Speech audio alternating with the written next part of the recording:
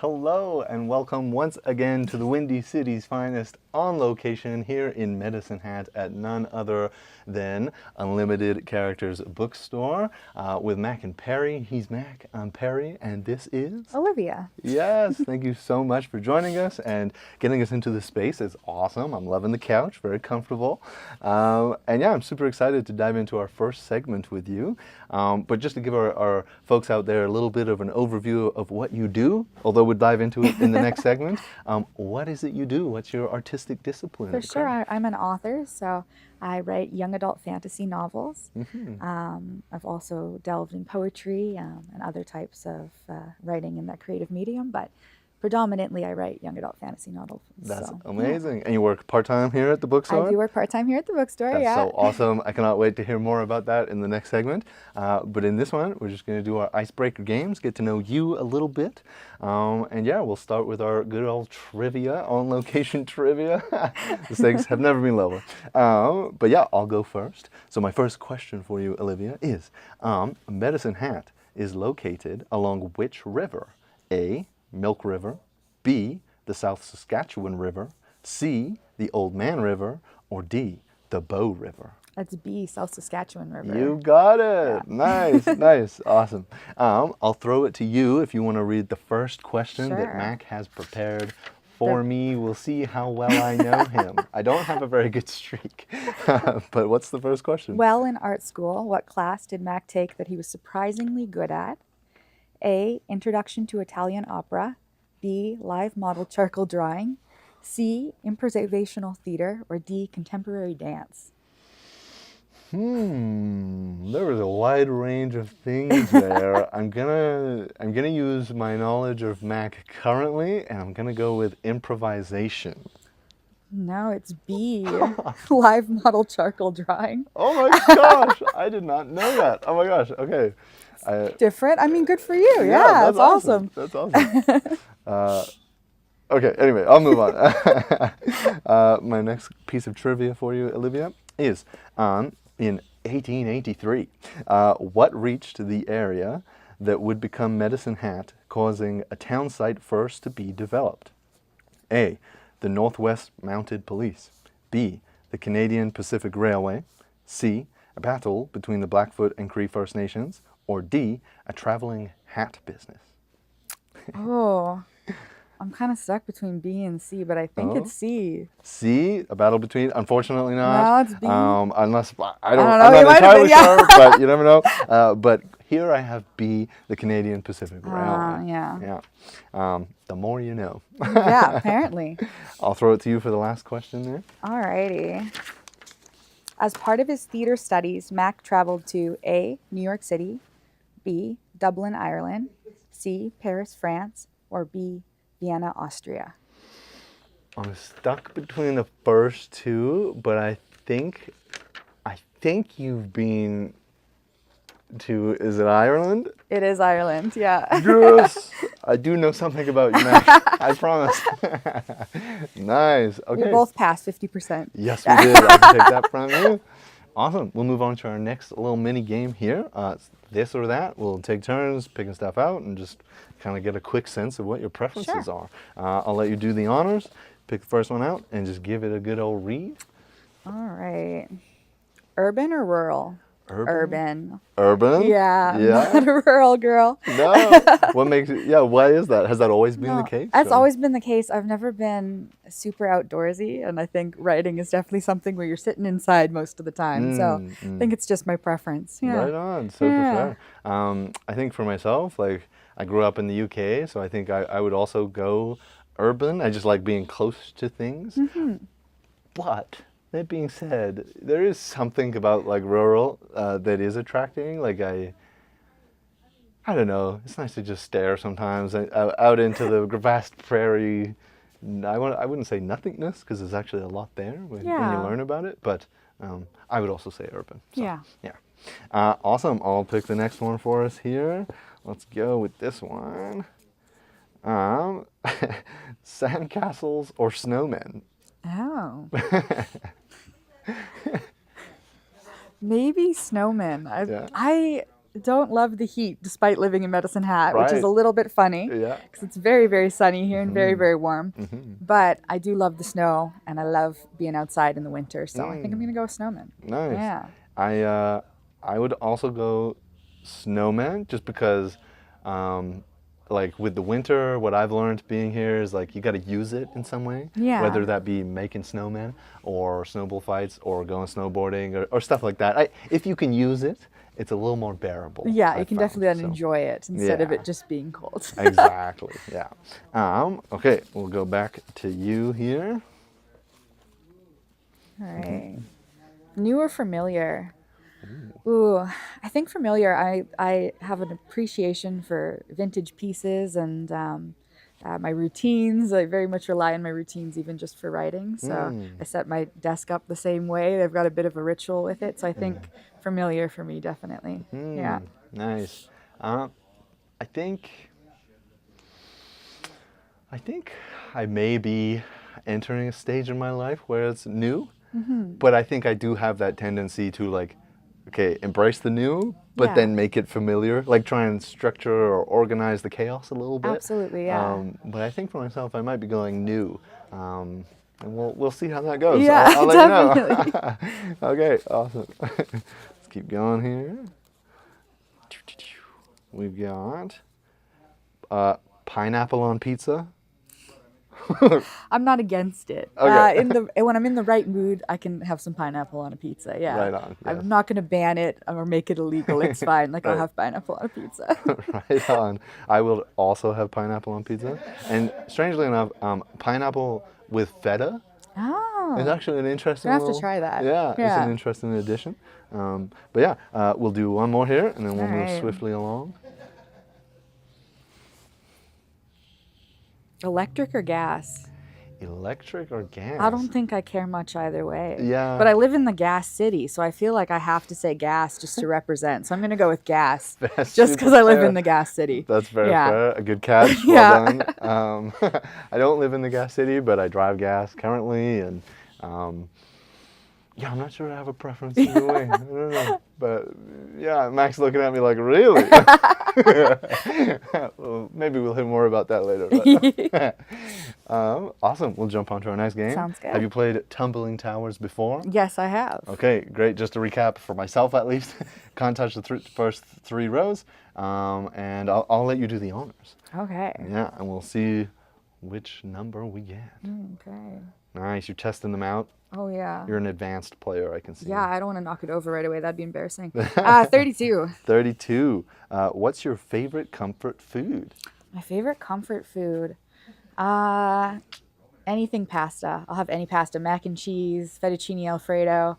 If I need a comfort food, I'm going for pasta every time. Pasta. Yeah. That is a good bet. That is a good bet. I think for myself, there's something about nachos. Oh, yeah. And just, absolutely. I don't know, all the little ingredients and just the hands-on nature of it.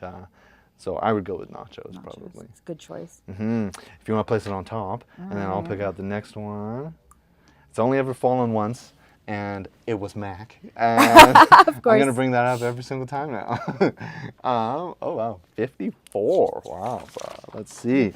Going to the next 54. page, yeah. It's intense. This is a good question. What's one act of kindness we should all do more of?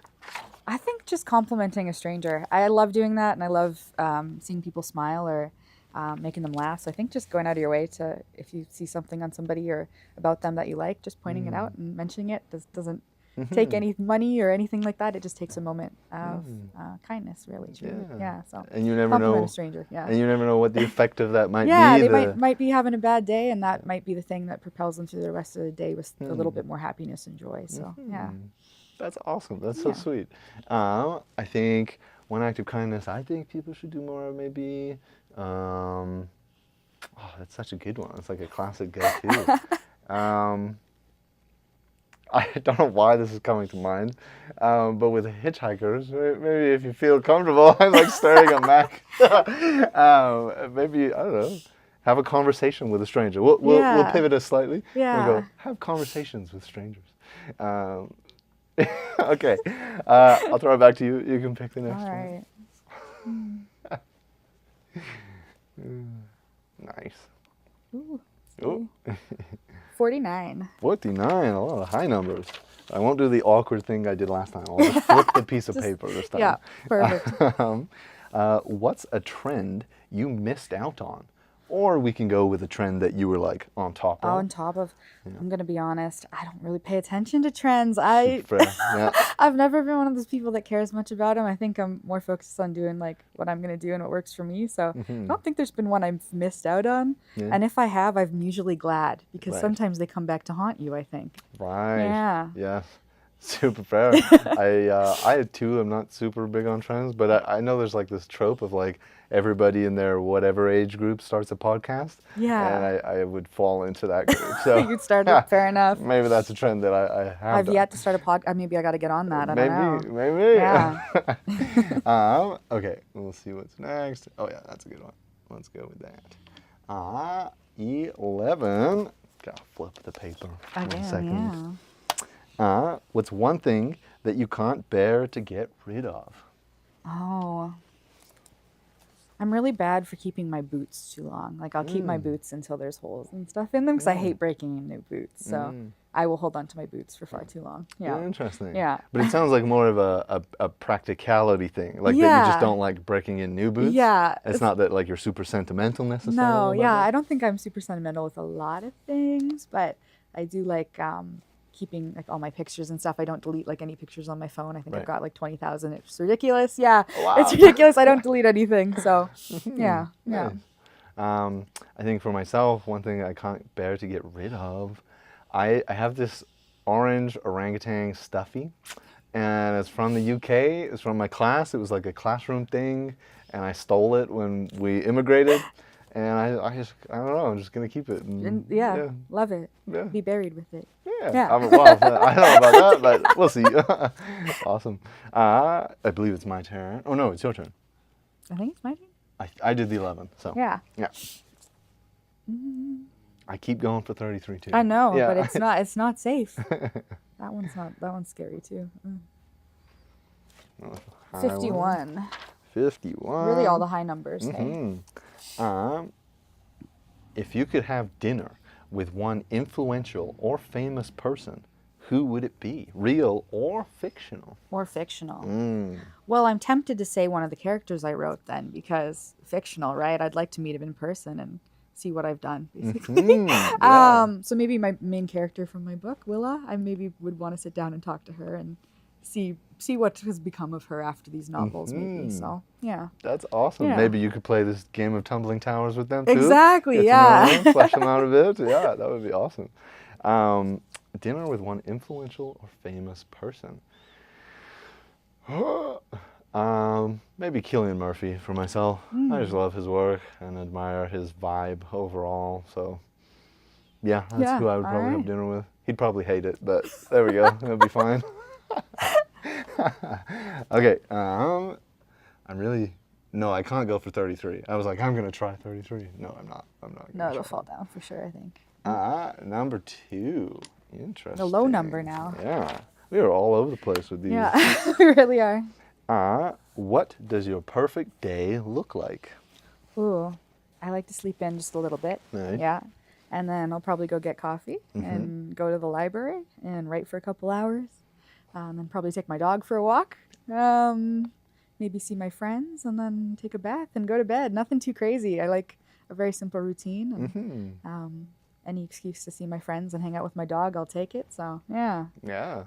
What kind of dog, may I ask? I've got a Parson Russell Terrier. Parson Russell Terrier. Yeah. I recognize a terrier. The terrier part, yeah. A lot of people think they're Jack Russells. They're not. Oh, okay. Parson Russells are a little bit bigger. Okay. But very similar to Jack Russell Terriers. So, yeah. Nice. Yeah. Nice. Okie dokie. Is it your turn or my turn? I think it's my turn.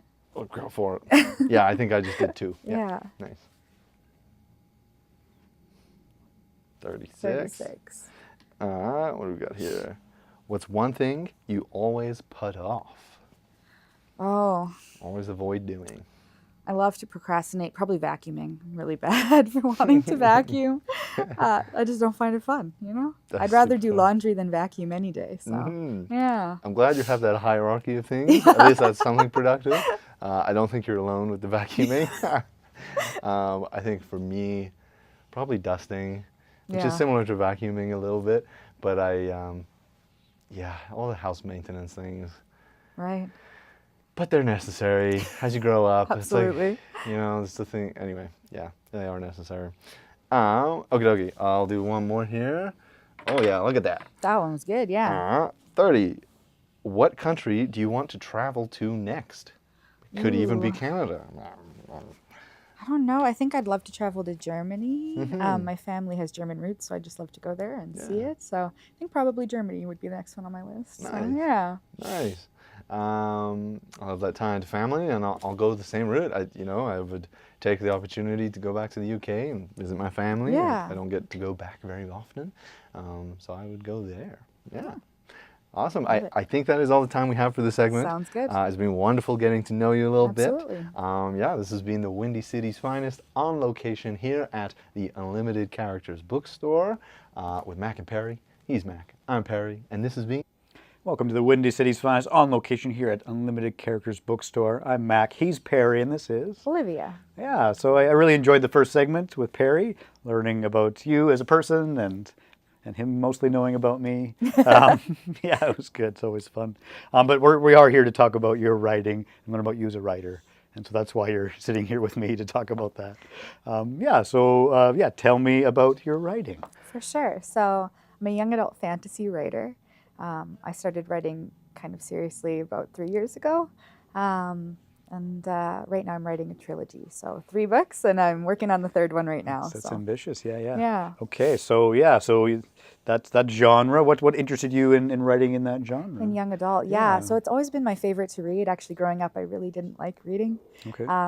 And when I was 14, I read the Hunger Games trilogy, and there was something about it that I was like, oh my gosh, this is so gripping and so interesting, and I didn't know writing could feel like that. I felt so far like young adult has always been the genre that kind of has that nostalgic feeling for me. So I've always loved to read it and loved to write it, and I still continue to read. Even though I'm 26, I still continue to read a lot of young adult to this day. I like to say that it doesn't really have an age cap. So, of course, I think, and especially if you're writing within that genre, I feel like absolutely. You need to also read in it as well. That makes sense. Yeah, and so you're reading the Hunger Games, and you said it gripped you, it captivated you. Yeah. What was different about that than maybe other things you'd read? Maybe other things. I think a lot of what I'd read so far had been assigned in school, and I felt that the Hunger Games, at least for me, had this strong female character that I felt that I saw a lot of myself in, and I really loved this story of resilience and going against kind of the grain and finding your own path. And I think that that's kind of mirrored maybe my own path in life. So I think I just saw a lot of myself in the characters and fell in love with books where you can kind of almost see a mirror of yourself within them. There's something really special about that, to know that somebody out there has written something and as a reader you still feel seen. It's such a magical feeling, and to even know that my writing's done that for even one person is so very, it's just magical. I don't know how else to describe it, but yeah. Yeah, interesting. Yeah, it feels like a very intimate connection with the book that you're reading or potentially writing. Yeah, and then so you kind of had that moment where it's like, all right, I just devoured this book. I think there's other ones too. I haven't read the Hunger Games, but for the sequels of those, I'm sure you read those probably a lot. But then there's kind of this shift where maybe now you've started to write on yourself. What was that like? So honestly, I thought if I ever published anything, it would be poetry, because I started writing poetry when I was 11, and I found that it was my way of making sense of my feelings and the world and all the complicated mess of growing up. And eventually, as I got older, I kind of shifted into writing long-form fiction. But The Daughter of Fire and Fury, my first book, was the first time I wrote an entire novel start to finish. So it was definitely an ambitious first project, but it was one of those things where everything just came together in the right way. It just hit me with this idea, and I knew I had to write it. And I think I got really lucky that it all came together the way that it did. So nice. Yeah. Was there kind of an initial kind of light bulb spark that went off for that? Absolutely, yeah. So I something happened in my personal life, and I was angry. And I had never been so angry before, and I thought, there is a story in this feeling. And it was something I really wanted to expand on and explore, was female rage. And the feeling of female rage. And I think it's so important to show, especially teenage girls, that you're allowed to be angry. I think often as women, we're kind of told that you can be anything but angry. You can be sad, you can be happy, but you want to be something more digestible than angry and letting people know that you're angry. So that was something really important to me to write about. So, yeah. So it was a bit of a way to express that, but also give other readers a license to do that? Yeah, absolutely. It was something that I just wanted to explore in the confines of myself and in the confines of society, and was something that I felt quite passionate about. And it turned out to be this really great story within this feeling. Absolutely. Oh, that's great. Yeah. I'm really curious, because you said this your first book was like the first novel that you'd written. Yeah. I'm just curious, like that process, because you were writing poetry. That feels like, I don't know a lot about writing, but that feels like a very different medium. It is. It is. Yeah. Well, I guess what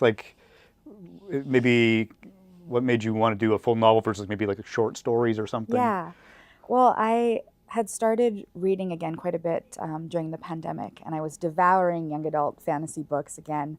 And I don't know, I think I could do this. I think I want to do this. Like, I love these stories so much that I want to be creating them.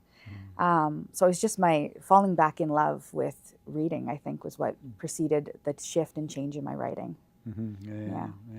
More Hunger Games, or were there other books? Definitely other books. I really love like The Cruel Prince by Holly Black.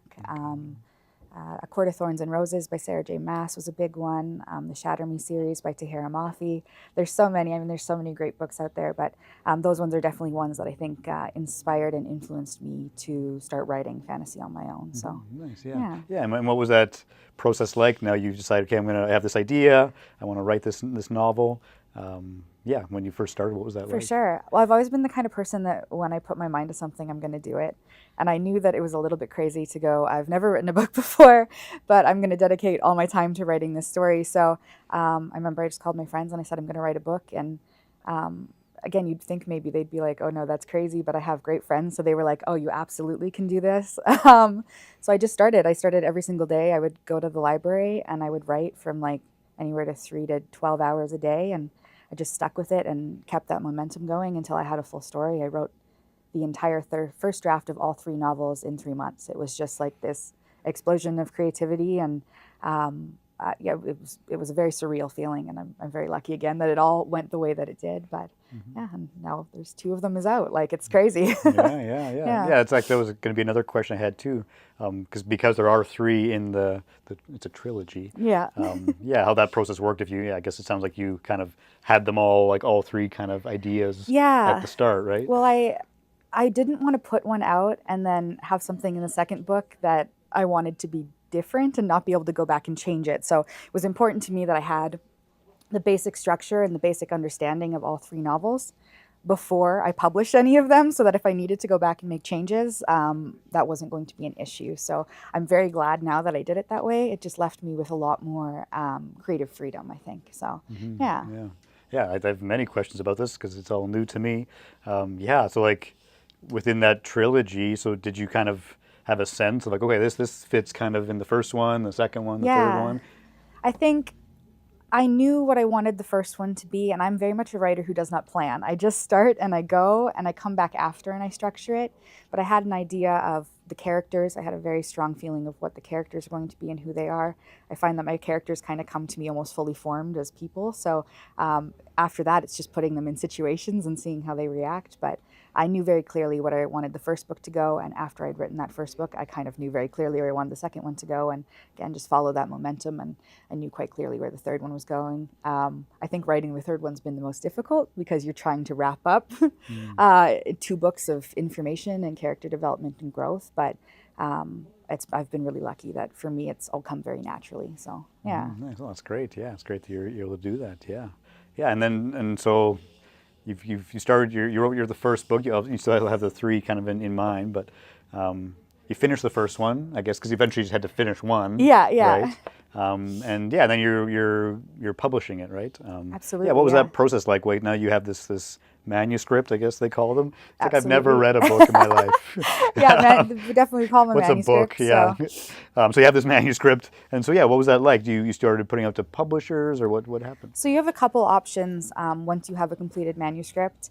You can go and query traditional publishers, but you query an agent, you hope you get picked up by an agent. Your agent then queries your novel to publishers. And this is a very, very long process. Most people never get an agent, and if you do, it usually takes years. And then after that, it takes years to pitch to traditional publishers. And I knew I had something that I could sell right now that was a genre that was really popular, and a storyline that was really popular. So I'm not a patient person like that. So I knew that I wanted to self-publish, and I knew that I had something that I wanted it to be out faster than that. So I started researching self-publishing and just went over what options would feel best for me. And I think the first big thing that I did was hire an editor, because I knew that I wanted to be competing with traditionally published books. And to do that, you need a quality of a project that is up to par with traditionally published books. So I got myself a really good editor, and then a formatter and cover designer and all of the things, and taught myself how to get my book onto those platforms. And after that, it was pretty much done. Yeah, pretty much published. So yeah, I'm curious about that. I'm very curious, because again, not knowing much about the publishing industry, but I do know that there are, yes, independent and not independent, and that's interesting. It takes a lot of time, and maybe there are some barriers. And do you think maybe possibly like the topic or the genre, there might be some barriers as well, if people, like the publishers, think, oh, there's too much of this in this genre, or things like that? Well, writing in general and getting books published in general is a very, very competitive industry.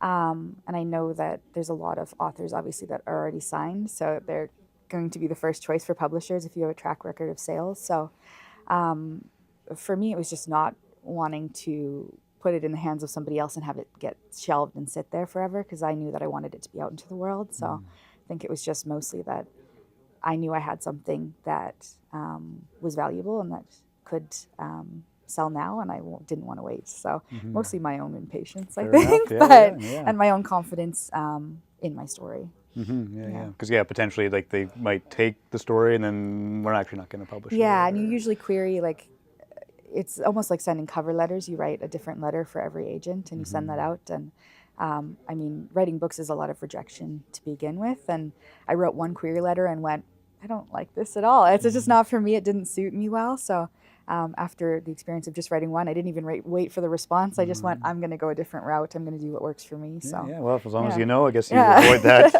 in the future. And I'm just very curious. What was that like, publishing a book as an independent author? I think there's a lot of information out there, and you definitely have to sift through it to find what works for you and what platforms work for you. Once you know that, it definitely gets easier with the second book, for example, but it is sifting through a lot of information to find what works for you and what platforms work for you, and a lot of trial and error. And I think that's one of the reasons why I like now talking to authors that are up and coming and interested in publishing, because it's nice to have somebody who's been there and can say, this is what I did and it worked well, and this is what I did and it didn't work well. So that's become really important to me, is like trying to get that information out there of how self-publishing works and mistakes that I made that you could avoid. So, And does that usually happen, like, in person or online? How do you... I actually find here at the bookstore, obviously, I talk to a lot of people who end up, who are obviously passionate about books, whether that's reading or writing, but you meet a lot of aspiring writers, and I've had lots of questions here, and I'm always really willing to, like, give them my contact info and say, like, reach out if you have questions, because it's always nice to have somebody who's been there and who can kind of help you walk through that, because it can be really overwhelming when you haven't done it before, just like anything new. So it makes sense. And actually, because the way that I found out about your work was that you were offering even a workshop on self-publishing. Tell me a little about that. So I had never done a workshop before, so I was a little bit nervous about it, but I am very close with the community at the Medicine Hat Library there. I'm close with the librarians, and just a lot of the programs they've offered I like to attend. Having a community is something that's always been really important to me. So one of the librarians approached me because she had known that I had published a book, and I had done some other events through them with my book. And she asked if I would be willing to do a workshop on self-publishing. And I said, absolutely, like, I'll do my best, because it wasn't something I'd done before, but it ended up being a really, really wonderful experience. And I think I'm just really grateful constantly for the support that I've had from my community and from establishments like this bookstore or the Medicine Hat Library, and just the Medicine Hat community in general. The support has been humbling and overwhelming, and so. Tell me more about that.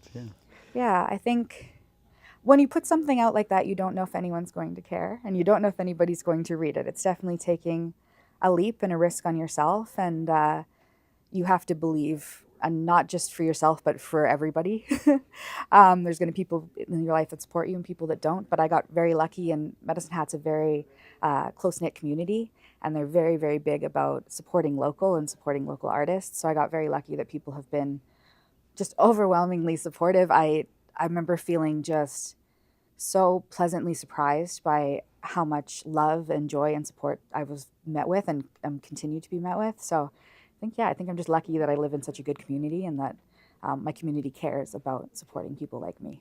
Mm-hmm. Yeah. So would you say that's kind of a key part of being an independent author, is that community support? Yeah, absolutely. I think building a community and a readership is one of the most important things that you can do.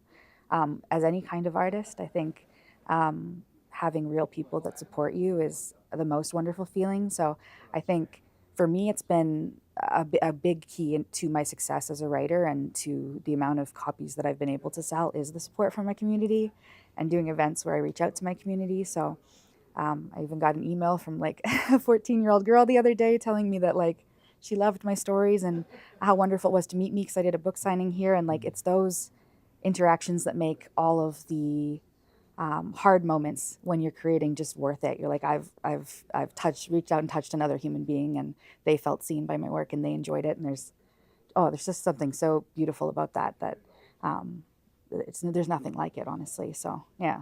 Yeah. It sounds very the same as your experience when you first were inspired when reading. Yeah. Oh, it's lovely. Yeah. Yeah. And I guess, there's many questions. Just kind of going back to the workshop itself. Mm-hmm. Like what sort of, like, I guess when someone approaches you as an independent author, whether it's someone in the community or otherwise, what sort of questions might they ask you that's like, I think come up? The biggest one that you get asked is like, where do I start? Because it is such a big endeavor to take over. And I always say just to start with researching. There's so much, again, a good wealth of information on there, and to keep what resonates with you and to get rid of the rest, because it can be really overwhelming. But definitely reach out to people who've done it before. I found that other independent authors have been really, really supportive even before I had published. So most independent authors, if you reach out, they're going to be willing to talk to you and give you advice if you ask. So definitely lean on the community that you can find, and lots and lots of research.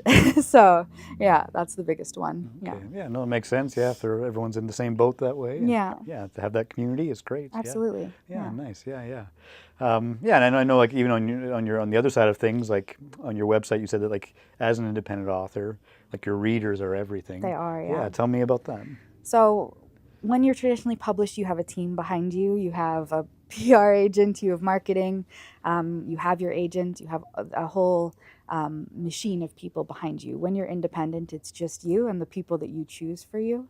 So there is no me without my readers. If people aren't buying my book and reading my book and talking to people about my book, there is no career for me. So my readers are everything. They're the entire base of my career and my creative journey. And I've been so lucky that I've had such a supportive readership, and people have continued to show up for me. And every time that somebody talks about my book to their friend, like that furthers my career and my creative journey, allows me to do what I love. So I've just been so lucky with the amount of support that I've received, and I know that that's not always the case. So I try to never take that for granted. Absolutely. So yeah. Nice. Oh, that's great. Yeah. And you mentioned that young girl that met you and was touched by your book.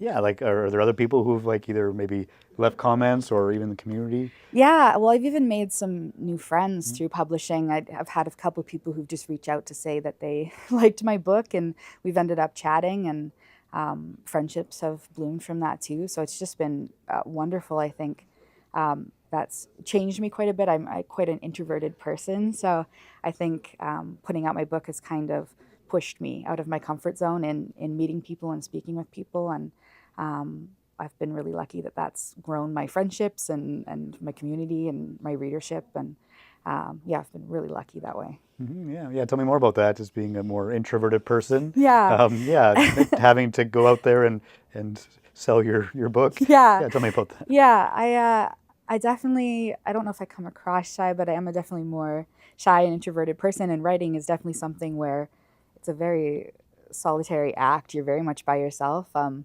beginning to end. And when you put it out in the world, you don't know what you're going to receive. So it's definitely pushed me to step outside my comfort zone and be more comfortable pitching my work and talking about what I'm passionate about and what I care about. And honestly, though, it's been such a good thing and such a wonderful thing. It's transformed my life in such a beautiful way and myself in such a beautiful way. I think it's helped me grow as a person and become more confident in myself and my creative choices. So yeah, I think it's been a really beautiful thing, honestly. So yeah. Oh, that's great. I'm glad that's a positive experience. And yeah, because I could see it maybe possibly being the opposite where, and I wonder, and I guess is there a difference there? I don't know if you know, but like if let's say a traditionally published author, do they have more support that way? Where they still have to go out and do book absolutely, signings. Yeah. So you have to go out and talk to people, I guess. Yeah, but I think you have there again. You'll have a marketing team or people that'll help you with your social media and stuff like that. So you've got more backing. Where when it's just you, it's everything is on you, and it's very much. I tell people like, if you're going to do this and you want to be successful in it, it definitely is like a full-time job. Because you're constantly, doing events and pitching your book and on social media and in real life. So I'm very lucky. I have a PA who helps me with this stuff. Her name's Adriana, and she's lovely. And a lot of what you find on my social media is because of just her brilliance and her genius. And I definitely didn't have that at first, but I learned very soon that I was going to need more support if I was going to continue to put out books at the rate that I was when I started. So okay, well that's good to know you have some help with it. That was another thing I was curious about because it seems like especially as a self-published author, having to just put yourself out there and I feel like yes, it's one thing to connect with people at a signing, but maybe another thing to like just post on social media. Yeah. Well, and it's still important to me, obviously, that that's personal, but you also have to be aware of your own limitations and your own mental health and making sure that you're making time to prioritize rest. I think to be creative, you need time to be relaxed and to have time off. So I think it's really important to take those breaks so that you can allow yourself to continue to be creative. And and hopefully with this person you mentioned, they also enjoy doing and helping Absolutely, you. And, Well, it started, I met her here actually, and we became friends because she was a fan of my book, and then it blossomed into this really beautiful friendship and now this really beautiful working relationship. So I've been really lucky that, again, it's been a community effort, definitely, to get my books to where they've been and to the success that they've had. So, yeah. No, that's great, and I'm curious, like you mentioned briefly before, like when people are asking for advice about like writing full time, something like that. Like I would say more seriously or full time. If like for you, was there kind of a shift again? Because like this is your first novel / trilogy. Was that a shift of like, now I want to be an author? Yeah, I think as soon as I started writing my first book, I thought, this is what I'm supposed to be doing. Like there was just this almost divine feeling of this is what my purpose is in life and this is what I'm supposed to be doing. So as soon as I realized that was for me, I wanted to pursue it seriously. And so I think right away I made the switch in my life and decided to pursue it full out. And I've always been that kind of person that if I feel certain about something and I'm going to pursue it to the best of my ability and put everything into it that I can. So I'm very much a big believer in trusting your intuition and trusting your gut. And when you get those, this thing is right for me feeling, that you're supposed to hold on to that and follow it and really cherish it, because that's not everything in life. So I think that's the best way, at least the best advice I would give is always trust your gut and always trust your intuition and trust that this thing is right for me feeling. So no, that's great. I'm glad you have that awareness of yourself that you can do that. And I know, like you mentioned, like being more introverted and have to be a bit more extroverted, things like that. But were there any other challenges along the way as in your work and publishing journey? Yeah, absolutely. I mean, I didn't, when I started, know any other independent authors, so I think there was lots of times where I made lots of mistakes, absolutely, with my first book, that maybe could have been avoided if I had somebody that I could have talked to, but I I'm okay with all of that though, because it's been such a good learning experience. And now when other people come to me, I know I can offer them advice about what to do and also what not to do. And I think all those mistakes just help propel you towards your goal and help you to make better decisions moving forward and give you a really good business sense of your own industry. So I think mistakes are a huge part of just growth and continuing to be just proactive with them, I think is really important. So, okay. yeah. That's great. Yeah. And I'm just asking more technical questions. I don't know why, but No, that's okay. I'm just curious. Maybe I'm going to self-publish my own book. Maybe that's my thing now. I don't know. But yeah, like you talk about making those mistakes. But then, like you said, with your first book, like you had an editor. Like, how much is there like a dialogue between the two of you? Absolutely. So I interviewed a handful of editors before I picked the one that I decided to go with. And again, I picked her because I had that intuition feeling that this is the right person for me to be working with. We had done like a Zoom call, and there was just this almost natural chemistry there. And I could tell from the start that she understood my vision, which was really important to me, and she understood my voice. And from that, again, we've become really close friends. So it's been a really wonderful experience. And she's worked with me now on both novels, and she'll be working with me on the third novel.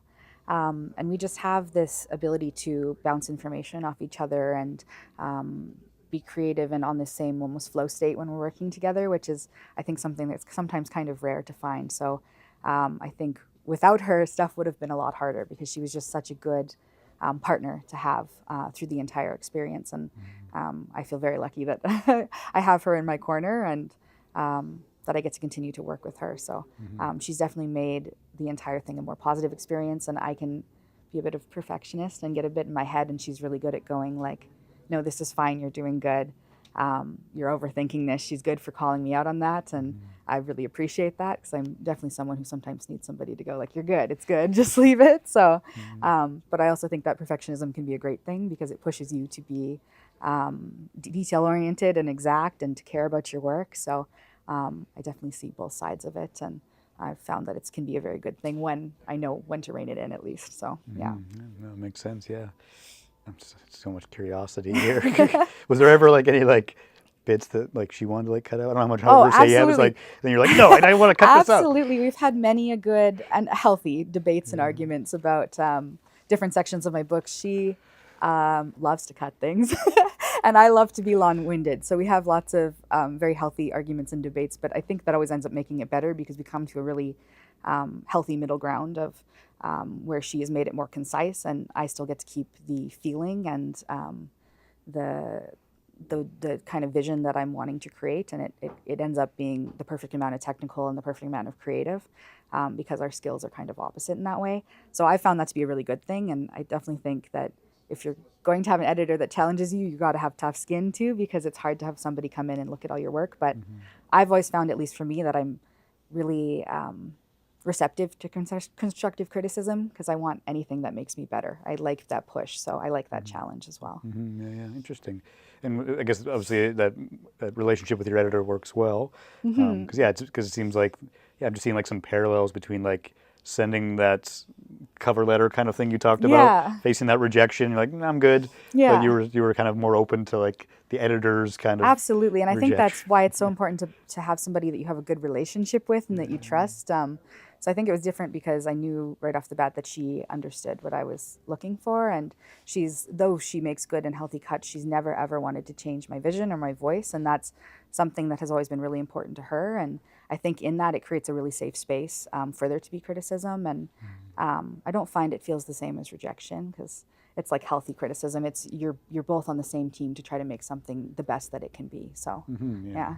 And you're paying them to criticize you, so that makes a difference too. I think you know what you signed up for, definitely. That's fair. Yeah, that makes sense. Yeah. And so like you have your trilogy, the third one you're working on. Yeah. And if I remember correctly, like you wrote the first two. I know you were writing like three together, but the first two quite quickly after the other, right? Yeah. So I wrote the first two very quickly because I had when my first one was in editing, I went back into the very, very, very bare bones first draft that I had of the second one, and I started working on it then. So I was already on my second or third draft when the edits for my first book came back. So once this one was out, I just dove right into working on the second one, and that allowed me to get it out. I think it was 9 months after the first one, which I still can't believe I did, and I don't think I'll be doing again. I don't think that might have been too fast. So with this third one, I think I'm taking a little bit more time, just because I think it's healthy to have time off and rest. So yeah, I'm working on the third one now, and I'm very excited for it to be out and for the series to be complete, and to take a break after that, but then also just to start on new projects. I have so many ideas that I want to write, and but I'm very much someone who wants to finish what I've started first, or I think if you start like 9 different manuscripts, you never finish one, so you kind of have to commit to one project and finish it. At least that's how it is for me, so yeah. So it seems like a good plan, absolutely. Yeah. And you said like in that first and second book, like you were just writing like crazy. Yeah. So maybe you got slightly an unhealthy balance possibly. Yeah, I think I pushed it too far, and I think that's also part of like doing anything new is learning what your personal limits are and what you need for it to be a healthy balance. And I think I've gotten a better handle on that now, but definitely because it was new and I didn't quite know what my balance would be, or when to take breaks or when to rest, that it took a little while for me to figure that out. But I think it's in a healthier place now. Oh, that's good. Yeah. And you said like your third book, maybe you're taking more time. Yeah. What does that look like? Is that just what does that look like? Well, I'm trying to put no pressure on myself. Like I'm working on it when I feel like working on it, and I'm taking a little bit more time off to be with my family and friends, because I was working pretty much every single day for a while there. So now just making sure that I take a couple days off every week, and I know that lots of people are excited for the last one to come out, and I'm excited too, but I want to make sure that while I'm creating it, I'm doing it in a way that's healthy for me. So that's good. I think it's good to have that balance. Yeah, absolutely. Sure, yeah. And so you'll finish your 3 books and put them out, and I know the first 2 are out, but you said after that, you've got other ideas. I'm curious, one question we sometimes ask, like if you ever have like a dream project you aspire to, what might that be? I don't know if there's a dream project necessarily, as more as like a dream path. Is I would love to continue to do this for the rest of my life, and for it to be profitable to the point that it's my main career point. So I think my dream is just to make it a self-sufficient kind of career. I think it's just to continue to write and to continue to put out books and hope that they're met with success. You have to have this confidence and belief in yourself to be able to do this. So I believe that that's possible for me, and I will continue to pursue it until I make that true. So I think that's the dream, is just to continue to do this forever. So that's great. Yeah, no, it sounds like a good plan. Yeah. Stop working in the bookstore. Just right.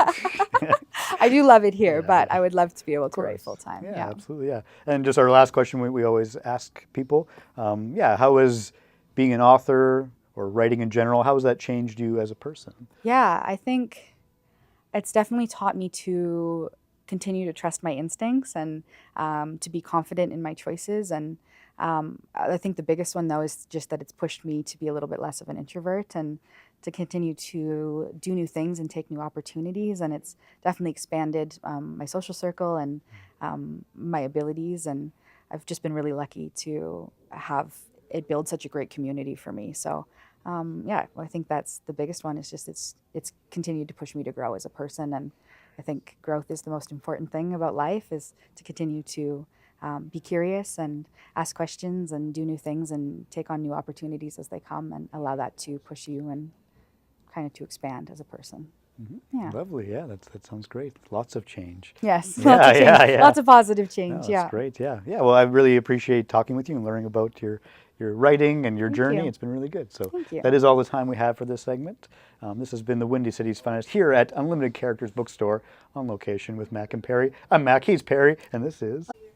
Hello and welcome once again to the Windy City's Finest, on location here at Unlimited Characters Bookstore with Mac and Perry. He's Mac, I'm Perry, and this is... Olivia. Yes, it was wonderful hearing insights into your creative journey in the segment with Mac there, and I'm super excited to jump into our showcase and actually see the artwork, the cover art, and like the books themselves, and maybe hear a little bit of them, and just kind of dive more into the stories and your process for them. Sure. So let's just dive right in. So our first one here is The Daughter of Fire and Fury, Born to Burn. I love it. If you were to like start super broad, What would you tell me and our viewers here about this book? Yeah, so it's about a 17-year-old knight in training named Willa. I really wanted a story where she doesn't need a knight in shining armor, she is one. So it's about how her sister goes missing in the fairy realm and she has to go on this like quest to get her back, and that's mostly what I can say without a lot of spoilers. Totally. But yeah. No, I love that. And yeah, harkening back to like your interview with Mac, it sounds like that idea of like independence and kind of rounding out like femininity or maybe, you know, what people can experience. It seems like a big part of your process. Absolutely. And what more can you tell me about Yeah, that? I love writing about just really real things. I think, yes, it's a fantastical book about magic and fairies, but at its core, it's about surviving abuse and dysfunctional families and meeting the people who end up being your family. So almost like a found family journey and learning who you are through adversity and how that kind of shapes who we are as people, but also how we persevere and how we grow when faced with adversity. I think it was very important to me to have a character who, yes, goes through lots of things, but is someone who conquers them all, but still has real emotions and real feelings. And yeah, I love writing about those very visceral, cathartic kind of experiences. So I think you'll find a lot of that in my storytelling. Yeah. Even in the wording, which we'll get to in a bit there. But I think I read maybe on your website about like, you know, even the fact that like the hero can be bad. Yeah, or maybe that absolutely. maybe that makes them more dynamic. What can you tell me about that? Well, I think as people we love to really slot humans into boxes as good or bad, and I think it's never that simple. I think as people we all do good things and bad things, and I think we're all in our own way. We have our own moral compasses, but I think we're all just a little bit morally gray. So I like exploring the complexity of the human spirit and the way we justify our own choices to ourselves and how we can go from maybe thinking, oh, we would never do that, to going through a situation where you're forced to do things you never thought you would be possible, like would never be possible for you. So very much I like just diving into the complexities between good and evil, and maybe that it's more of a spectrum than it is a line. And yeah, I love to really go and dig into all that really deep emotional stuff. So yeah. And I'm hearing a few things in here about, you know, in my mind, as a little bit of an introvert myself, believe it or not, that introverted nature of maybe spending time and sitting with those ideas and themes, but also as an actor and you know, my understanding of writing is like putting characters that you potentially love through the ringer like things, that. I'm curious to hear like how that maybe pertains to this book specifically. Yeah. But I'm also I'm jumping all over. Yeah, no, you're good. But also that introspective aspect. Yeah, I think wherever you want to start. I am very introverted, so I do spend a lot of time just sitting and thinking. I love to kind of play with complex ideas in my head, and then I love to take those complex things and put them inside characters that you can kind of manipulate their world and play God a little bit. But I think there's something so beautiful about being able to write complex people and still have them have these moments of kindness. And I've got villains in there that can be kind of confusing because there's going to be times where you root for them, even though you know that maybe they're not making good or kind choices. So I love having it so that you can kind of even root for the bad guys. I think there's something so just complex about humans, and there's something lovable and relatable, I think, in all of us, even in the people that we don't agree with. So I think it's fun to kind of make really rounded out, full-fledged human beings and find that readers can connect with them and connect with their choices, and even if they don't agree with them, that they can kind of understand them.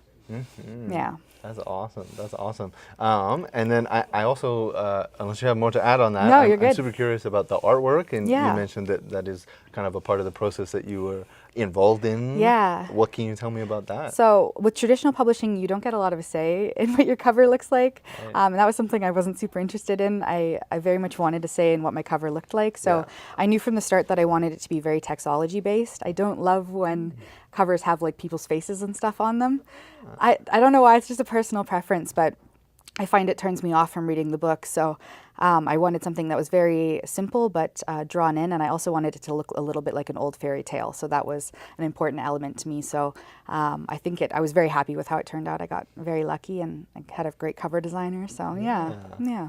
And I'm curious in that, like, is there an element of like leaving it up to the reader's imagination of like, I mean, do Absolutely, you like yeah. describe what the character looks like in detail, or is it sort of ambiguous? I think compared to some people, I probably do a little bit less character description, but because for me, it's not exactly about how they look, but more of what they're going through and being able to relate to them. And I know that sometimes if we see someone's face on a cover and it doesn't look like us, maybe we think, maybe I can't relate to this person. Right. But I think when you leave it more open-ended and more about the characters' journeys and their emotions, that maybe anybody can kind of see parts of themselves within their books. Even though my demographic is predominantly women, I've had a lot of, which is still crazy to me, but a lot of like men in their 50s and 60s and 70s even relate to the book and love the book and relate to the characters. And I think if there was one person that looked one way, that might be something that would persuade somebody from picking it up otherwise. I like that it's simple and it leaves you to be curious. Yeah. Absolutely. Awesome. I'm going to flip to the page that we use this makeshift bookmark for. And I'm just going to read the first bit here, The Pressure in My Chest. Sure, go ahead. We'll just hear a little bit and dive into it and see where it goes. So this is chapter 22. The pressure in my chest grows, a steady, unwelcome reminder that I am a single breath away from my grave. I use my arms to steady my body in the water, trying to pull myself up while they drag me down. I whip my head around, searching for an advantage as my body goes numb from the cold. Yeah. She's fighting some creatures here. Yeah. But I really love, obviously, very direct and very clear language. I want the reader to feel like they're immersed kind of in the experience of the book. That's also one of the reasons I chose to write it in first person. So you can always write it in third as well, but I like that it feels like you're experiencing these things along with the character. So yeah, I'm curious here in your process there, like, have you tried writing from those different perspectives? And like, does this method of writing, like, does it speed your process up? Like, is it just more accessible to you? I think because I started in poetry, which is a very, very focused on your own feelings and writing from that place of I think that's where I feel most comfortable. So when I moved into fiction, I think that was one way that I could kind of blend my poetic style with a fiction style of writing, is writing from that place of I and experiencing those emotions firsthand. So I think that was one really beautiful way to kind of blend my two styles. And you'll find that my writing can be quite poetic and lyrical, and I think that comes from being a poet first and a fiction writer second. So yeah. And if you were to try and recall, like, time frame wise, timeline wise, like, was that a process that you had to work through, or was it like you kind of stopped doing poetry and then you started doing this and it was very cut and dry? Or? I don't know. I think I've always found I've never sat down and decided I'm going to write poetry. It's never been like that for me. For me, poetry, it'll usually just start almost like a song or a lyric in my head. I'll hear a line and it comes to me very naturally, and I'd sit down and I would write from that place of where I'm getting these full-fledged poems in my mind first. Writing for me is different. I sit down and I do have to think about it a little bit more when I'm writing fiction, but there is these moments where I hit this kind of state of magic or flow, I like to call it, and I'm not thinking. It's just my fingers are going and it's writing and it's becoming this really beautiful thing, and I find that that's when I write the pieces that I find the most moving. So it becomes kind of similar to how I write poetry, is I'm not really thinking about it at all. Yeah. And how does that work in your, like, day-to-day practice of writing, like, and how much time you carve out? Or is it really dependent on how long you can stay in that state? And then well, I mean, there's going to be always, I think with anything, good days and bad days. Like, there's definitely days where it becomes more about self-discipline than it does about meeting that state, is because there's going to be some days where you can't find that exact flow, but I think it's important to also still sit down and try to write, because sometimes within just the effort of writing, you find that flow a little bit more, or you're able to edit old things and come at it with a little bit more of a technical view because you aren't in that really creative state. So it just depends. I think most of the time I try to write until I don't feel good about it. Like, I'll stop once I don't feel good about it, because you don't want to leave your project behind feeling discouraged. So the minute that I start to feel like, oh, my brain is done and I'm done today, I try to stop then. So that I don't go away going, I'm not happy with this. I always want to leave going, oh, I'm really happy with what I did today. I love that, and it really harkens back to your segment with Mac there about like the healthy balance absolutely. of your artistic practice, and I don't know if you have anything else to add to that, but that's what I'm hearing. From what you're saying. Well, and I wasn't always good at that. I think there has been times where I used to push past that feeling, but then I would come away feeling negative or discouraged, or I'd push myself into writer's block because when you are a perfectionist, you can be very self-critical, and I think that sends me down a mental health or thought spiral that isn't as healthy as when I stop when I feel like I'm done, and just trusting that my brain and my body knows when I'm done, and that it knows better than me. So just to trust that feeling and trust your intuition and be done when your brain says you're done for the day. Yeah, and I mean, I do want to get into this next, and then also the second book. But that kind of brings to mind this idea of like some certain traits that I was hearing in your interview with Mac there about like your intuition and trying to tap into that. Impatience, which I thought was an interesting one, but kind of also perseverance is what I was hearing. What can you tell me about those and how they may be manifesting your books well, I think and writing? one thing I love, and one thing I've tried to do, especially as I've grown up, is be really honest about myself, about what my strengths and weaknesses are, and not necessarily letting them be just strengths or weaknesses. My impatience can be a bad thing, but most of the time it can be a good thing, because, for example, if nitpicking something to death because I'm being a perfectionist, eventually I'll get impatient with myself and I'll go, that's good enough, and I'll put it down. So sometimes you can have these traits that end up being a good thing, even though I think maybe when we first say the word impatience, we don't think of that as being a good thing, or perfectionism, we don't think of it as being a good thing. But if we allow ourselves to just accept who we are as people and accept that that's part of our brains and our process, sometimes they can actually end up being a superpower. So and I think perseverance is a big one too. Again, if you're having a moment of writer's block, or a moment where you feel like you can't reach that thing, is just to stick with the determination and to keep sitting down and to keep trying, and knowing that it's in you. You just have to wait for it to rise back up. So Nice. Okay, I am going to read this second paragraph just because it really caught my attention. I'm going backwards. I'm going back a page, so forgive me back for a that. chapter, So, breaking the surface, I get a single gasping breath before I am pulled back under. My stomach knots in terror. They are toying with me, playing with their food, and putting on a good show for the rambunctious crowd. So I also just love this idea of that internal sense that you have going on with your wording there, but also the world building. And I'm just curious what you could share about that. I would love to say that, like, I know when I sit down to write a scene that I know where I'm going with it exactly. I don't usually. I think a lot of it is instinctual, and you know your story. So usually I'll just sit down and let it go that way. And often I'll write really, really long-winded, and then I'll come back and I'll cut a lot and move it all around until it flows in a way that feels natural and feels good. And because I started writing poetry, flow for me is really, really important.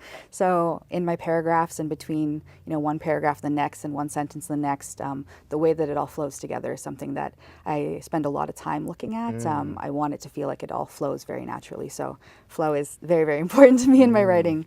Nice.